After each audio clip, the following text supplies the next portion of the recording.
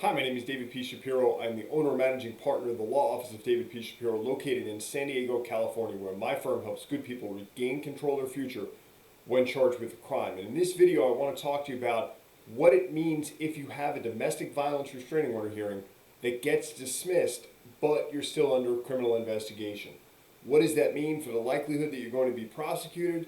Does it mean you're out of the woods, or is it somewhere in between?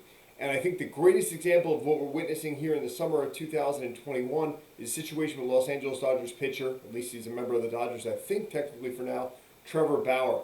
And in the middle part of August, I believe it was on August 19th, after a 2 or 3 day domestic violence restraining order hearing, a judge in Pasadena ruled that the petitioner, this woman who's alleging sexual misconduct against Trevor Bauer, that her petition for a permanent restraining order for at least a couple of years was not valid, meaning it did not meet its burden, or she did not meet her burden of proof, and the court dismissed the domestic violence restraining order against Trevor Bauer. So now what does that mean as it relates to Pasadena police still investigating Bauer for sexual misconduct, for assault, for battery, for anything and everything that he has been alleged to have done past the limit of consent?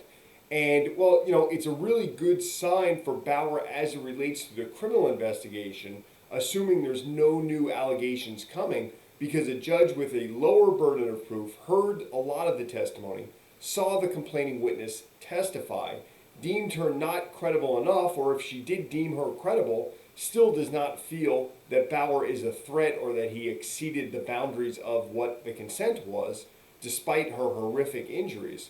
And domestic violence restraining order hearings are a significantly lower burden of proof than what it takes to convict someone in a criminal court beyond a reasonable doubt. So the fact that a judge made those determinations on the domestic violence restraining order hearing is a really, really good sign for Bauer as it relates to the likelihood, or not really great likelihood, of him now being prosecuted relating to these accusations from this accuser.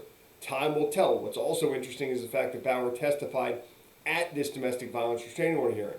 Is there anything that he said that the police maybe did not have previously that may give legs to a criminal investigation? And that's a risk that you always take when there's an ongoing criminal investigation, to testify, to make any statements in another hearing, because they could certainly be used against you, and you have to be wary about what you're going to say and how consistent or inconsistent that may be with your best defense or any and all of your defenses moving forward.